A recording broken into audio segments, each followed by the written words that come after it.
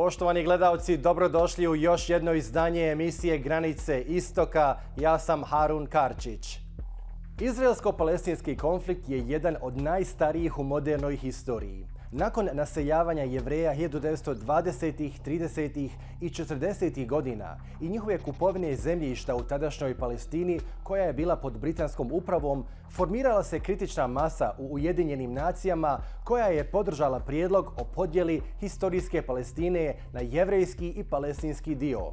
Palestinci, ali i susjedne arapske države, odbile su UN-ov prijedlog i objavile rat novonastaloj izraelskoj državi. Međutim, u svakom sukobu su Palestinci, iako potpomognuti susjednim Arapima i brojčano nadmoćniji, gubili sve više teritorije, dok se istovremeno Izrael širio.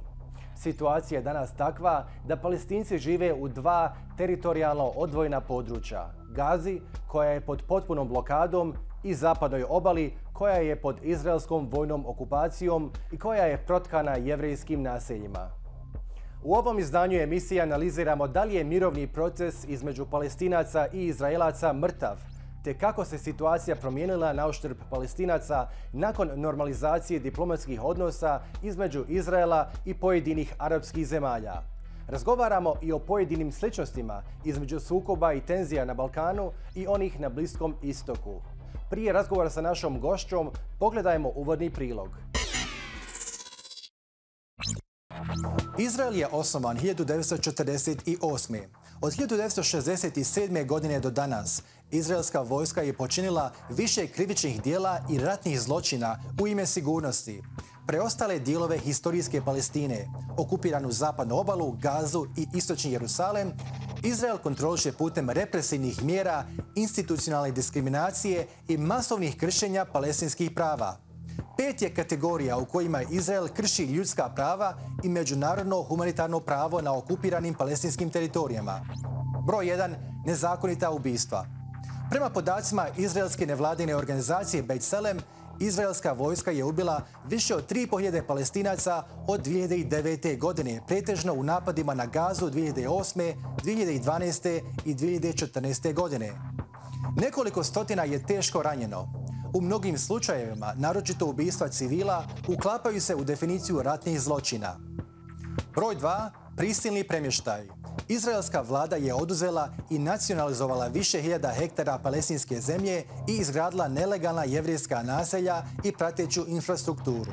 Palestincima, sa druge strane, doslovno je nemoguće dobiti potrebne građevinske dozvole za izgradnju novih ili čak renoviranje postojećih stambenih objekata u istočnom Jerusalemu, kao i u teritoriji C zapadne obale, koja je pod potpunom izraelskom kontrolom. To Palestincima ostavlja jedinu mogućnost da grade kuće bez građevinske dozvole, koje potom sruši izraelska vojska jer su nelegalno sagrađene. Broj 3. Administrativni pritvor. Od 1967. godine do danas, desetine hiljada Palestinaca je prošlo kroz izraelski administrativni pritvor, bez optužbe i na neograničen period vremena. Kada se i izvedu pred izraelski vojni sud, stopa pravomoćne presude je blizu 100%. Drugim riječima, skoro niko ne bude oslobođen. Zatvorenici, među kojima su i djeca, suočavaju se sa zlostavljanjem i maltretiranjem u izraelskim zatvorima. Broj 4. Zatvaranje pojasa Gaze. Proteklih 15 godina Izrael je doslovno hermetički zatvorio Gazu uz pomoć Egipta, koji kontroliše južni granični prijelaz Rafah. Izraelski pritisak utječe na 2 milijuna stanovnika Gaze jer im ograničava uvoz hrane, lijekova, ali i komunikaciju i trgovinu sa vanjskim svijetom. BDP Gaze danas je 24% manji nego što je bio 1994. godine, dok 70% stanovnika Gaze ovisi o humanitarnoj pomoći. I broj 5. Izgradnja jevrejskih naselja. Tokom 2019. godine izraelske vlasti su odobrile izgradnju 5995 novih stambenih jedinica u jevrejskim naseljima na zapadnoj obali. Poređenja radi, tokom 2018. godine odobrena je izgradnja 5618 stambenih jedinica na tom području. Iako žive tehnički izvan Izraela, nad jevrejskim naseljenicima se primjenjuje izraelsko građansko pravo, dok se nad Palestincima koji žive u neposrednoj blizini primjenjuje izraelski vojni zakon. Prema međunarodnom pravu, naselja se smatraju nelegalnim. Idemo sada do Tel Aviva gdje se nalazi Dahlia Scheindlin, politička analitičarka i stručnjakinja za analize javnog mnijenja. Dahlia, hello and welcome to the Al Jazeera Balkans channel. Thank you so much for taking the time to speak to us. Now, in your recent article in Haaretz, you mentioned that just 1/4 of Israelis, that's 24%, polled, believe that negotiations would succeed at reaching a peace agreement with the Palestinians, and similarly, only 26% of Palestinians support a return to bilateral negotiations. Was this shocking to you? What does it tell you about the public's perception of the ongoing conflict? Unfortunately, that trend wouldn't be a surprise to anybody who is following public opinion with relation to the Israeli-Palestinian conflict, because it is a very long-standing finding. For a very long time, I would say for the last 10 to 12 years, let's say, both the Israeli and Palestinian public feel that there is no genuine peace process. Of course, there actually haven't been formal bilateral negotiations since 2014, but even back then, most people didn't view them as, anything that would yield an agreement even at the time. So the situation in terms of, diplomatic process leading to a final status agreement that resolves the core issues of the conflict appears incredibly remote to most people in this region. And that's for a number of reasons. The Israeli government has been a very right-wing nationalist government, certainly under the Netanyahu years, and including the change of government. It may be a little bit less outspoken and vocal about its nationalism, but it has stated quite clearly that it has no intention of reviving a process. And the prime minister is a long-standing opponent of a two-state solution, the new Prime Minister Naftali Bennett. On the Palestinian side, there is such disarray in their politics, the deep and abiding, apparently irreconcilable split between the Palestinian leadership has led both Palestinians themselves to a sort of leadership crisis.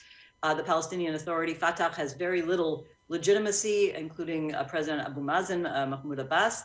And so the Palestinians don't really support their own leadership enough to do these kinds of far-reaching negotiations that would lead to a final status resolution. They don't believe diplomacy would yield anything like a beneficial agreement for them. And Israelis know that Palestinians feel that way. So for all of these reasons, the public has no expectations, and it's not new, and the public probably isn't wrong about the potential for negotiations to lead to peace right now. Right. Why is there no significant difference between left-wing centrist and right-wing Israeli parties when it comes to the Israeli-Palestinian conflict and any talk of resuscitating the peace deal? Yeah, that's a good question. There actually are differences between those parties, at least in terms of what they say. So the left-wing parties, which are Meretz and the Labour Party, do support a two-state solution. They are open about it. And that's by contrast, again, to the Prime Minister's party, which is a very small party. But the Prime Minister himself and his top leaders of the party have long considered themselves opponents, as I said. There is another party, the biggest party in the coalition, that considers itself a centrist party. That's Yesh Atid, and the leader of that party, Yair Lapid, is expected to take over as Prime Minister according to the rotation agreement in just over a year now, I guess a year and a half, let's say.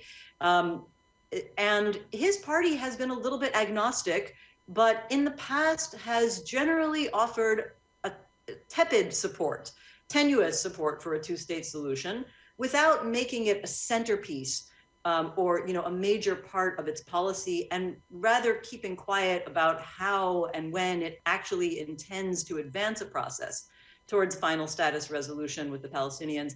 So Yesh Atid, being what it considers a centrist party and what Israelis view as a centrist party, theoretically has said that it supports a two-state solution, but has not made it a priority. The two left-wing parties have, not that many seats between them, only 13 seats in the coalition between them. It's a coalition that barely has a majority out of 120 seats in Knesset. We're talking basically 60 seats, sometimes 61, depending on who votes with them.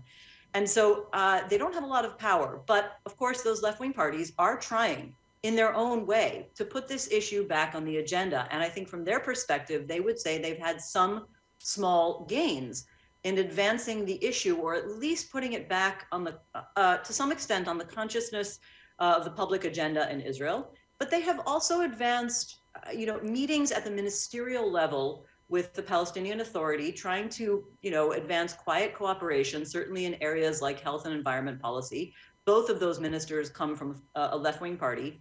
And so I think in their perspective, they would say we are doing what we can, even if it's very limited, within a very constrained political situation, to try to at least put this back on the agenda and advance quiet cooperation to set up, the groundwork for when there may be a leadership that is more amenable, maybe with the change of government. But many of us don't know whether to really depend on that change of the prime minister to the party of Yesh Atid.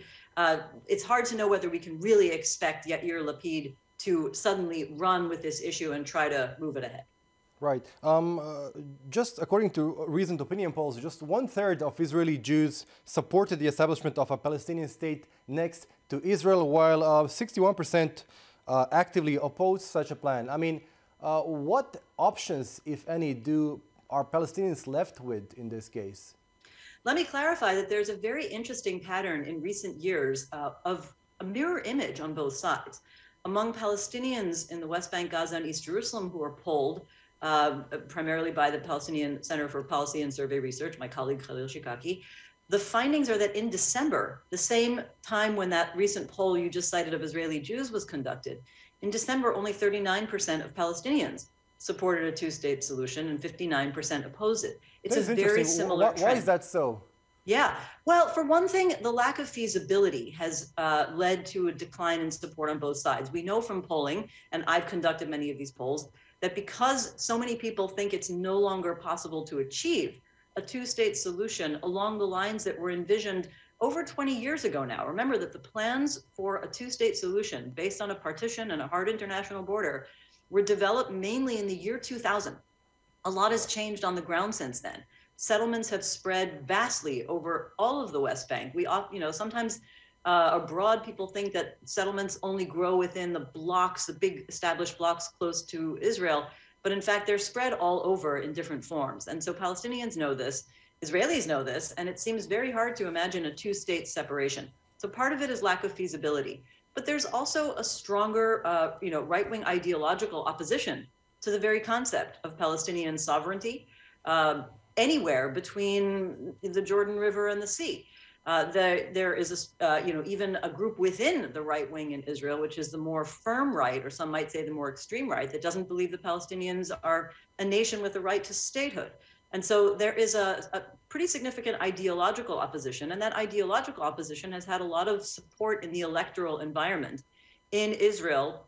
Remember, through 4 election campaigns over the last 2 years, you had the right-wing parties basically competing with each other to see who can be more hardline with relation to their attitudes towards the Palestinians, whether that was former Prime Minister Netanyahu's party competing with current Prime Minister Naftali Bennett's further right-wing party. Remember, Naftali Bennett's party was further to the right of Netanyahu's Likud.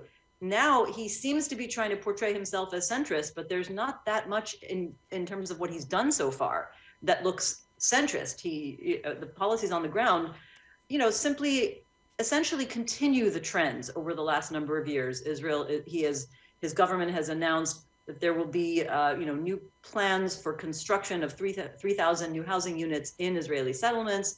They've announced plans to develop areas of Jerusalem for Jewish communities that would make it very hard to have Palestinian contiguity, land contiguity, which is needed in a two-state solution. Israelis and Palestinians understand these developments, even if they're not following day to day. And all that makes it seem very remote and also galvanizes the ideological opposition on both sides. Right. I came across one of your earlier articles about Israel's citizenship law and how for the past 18 years, successive Israeli governments have backed a law that is built on faulty security arguments, explicit demographic engineering, and pure, as you said, human suffering. What is the crux of the problem with the Israeli citizenship law, and does the coalition of Naftali Bennett have any plans to amend it? The plans to amend it are probably to replace it with a permanent citizenship law that essentially deepen the basic concepts of that law and make them even stricter.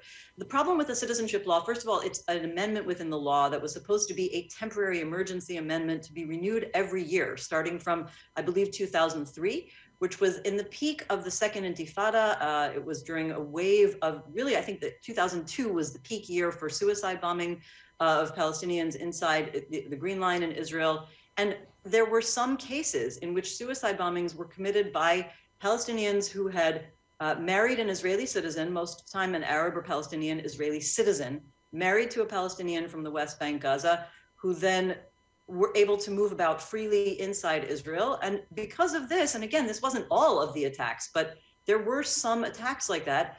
At the time, Israel was very busily taking measures to physically block access for terrorists. And so that's also the reason why Israel began building what it calls the security fence, what some of us call the separation barrier, which exists to this day. By that logic, the amendment to the citizenship law was passed to say that, as a rule, the Palestinian spouses of Israeli Arab citizens or Palestinian citizens of Israel cannot stay in the country. They have to apply for a temporary permit. The temporary permit needs to be renewed. It can be revoked. Only a limited number are given, and they have no path to citizenship, even though they are married to Israeli citizens. So I know it's complex, but the point is that in the beginning, there might have been more of a legitimate security concern, even though we're talking about a very limited number of actual attacks committed by those people. And that was under a very different political environment. The Second Intifada has been over since 2005. We don't have suicide bombings anymore. The vast majority of attacks, which do happen, we should remind everybody that this is a violent, ongoing, armed, unresolved conflict. So there are attacks, there's violence on both sides. And on the Palestinian side, there are often individual attacks, but they tend not to be inside the Green Line, not as much backed by organizations. And the issue of whether spouses can be let in or whether they pose a security threat is practically moot. Even the Israeli political establishment doesn't really make that argument anymore. They basically imply that they don't want to open the door to what they call a floodgate of Palestinians who would then become citizens. The problem is there simply aren't very many. The argument about demographic engineering doesn't hold up, but it is a very popular and populist argument from a right-wing perspective to say we certainly can't open Israel's doors to what they call a backdoor to the right of return for Palestinian refugees who live in the West Bank and Gaza and from 1948 or 1967, who would like to come back to Israel in this right-wing narrative by marrying Israeli citizens. So it essentially has become a demographic argument. The current government, there was a strange political flip-flop that led to this amendment not being renewed. Ironically, because of the political behavior of the Likud party, which supported the amendment year after year under Netanyahu, but basically wanted to punish the coalition now that they're not inside it. So they didn't vote to renew it. But now the government is talking about passing a permanent citizenship law that would essentially entrench what has been up until now a temporary measure, and a clause within the law. Apart from the Middle East, you also have an interest in the Balkans. Are there any ties that bind the two regions from the perspective of conflict resolution? Yeah, I very much think so. First of all, I think there's a lot of overlap in the fact that we have, different communities who differ, politically, culturally, linguistically, maybe not so much linguistically in the case of the Balkans, but religiously, and these parties have fought bitter wars over small pieces of land, and they need to decide how to resolve their conflicts by either living together or apart.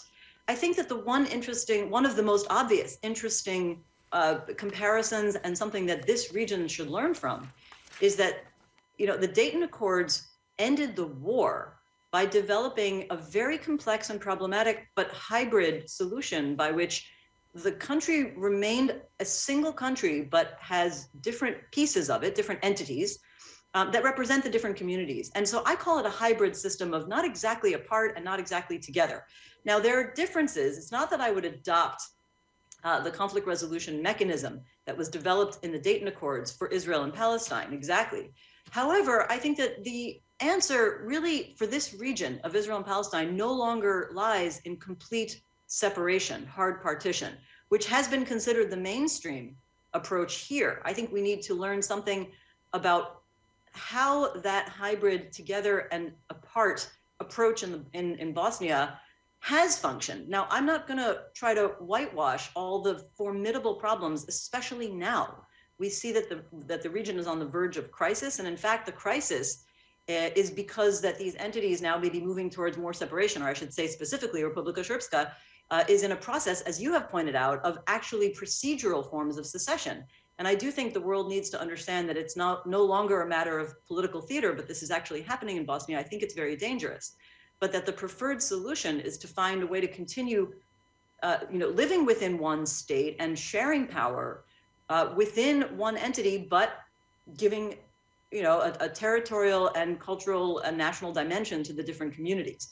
I still think that is the better response for conflict resolution for Israel-Palestine. I think that it's worth looking at what went well for 25 years, 26 years now, since the Dayton Agreement was implemented, that allowed the region to maintain, even if uncomfortably, a measure of stability. And the region did not descend once again into ethnic conflict, and I very much hope it does not in the near future, or any time.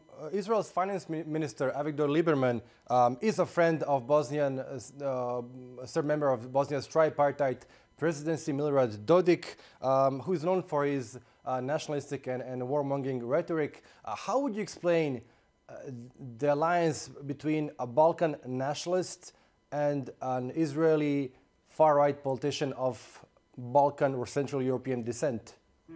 That's an interesting question. I don't think we have to look too far. I mean, Israel has cultivated relations with Serbia as well as an ally for pragmatic reasons, but also I think there are some, I have found through my own experiences working in the Balkans doing public opinion research, that there are many overlapping attitudes between Israel and Serbia. And I imagine that it's not too hard to see the parallel between someone like Mr. Lieberman, who is a nationalist. He's a right-wing nationalist, although he's secular and not religious.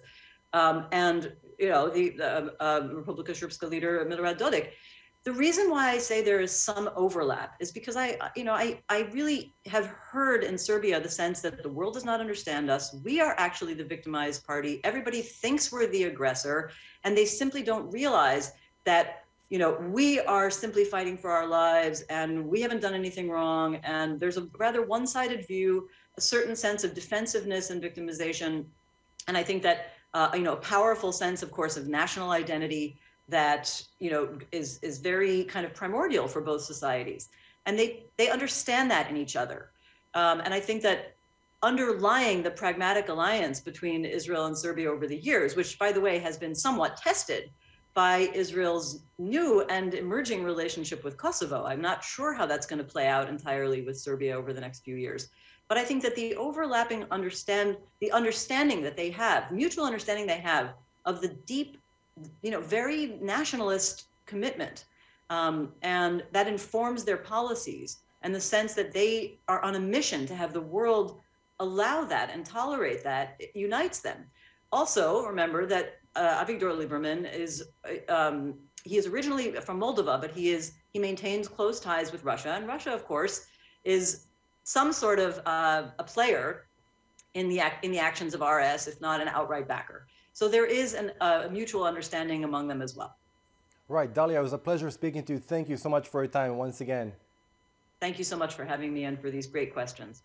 Poštovani gledaoci, bila je to Dahlia Scheindlin, politička analitičarka i stručnjakinja za analize javnog mnijenja iz Tel Aviva. Izrael ima jednu od najmoćnijih vojnih snaga na Bliskom istoku i ujedno je i jedina nuklearna sila. Sjedinjene Američke Države su među najbližim saradnicima države Izrael, a tijesno sarađuju po pitanju sigurnosti, odbrane i ekonomije. Više detalja u grafici koja slijedi.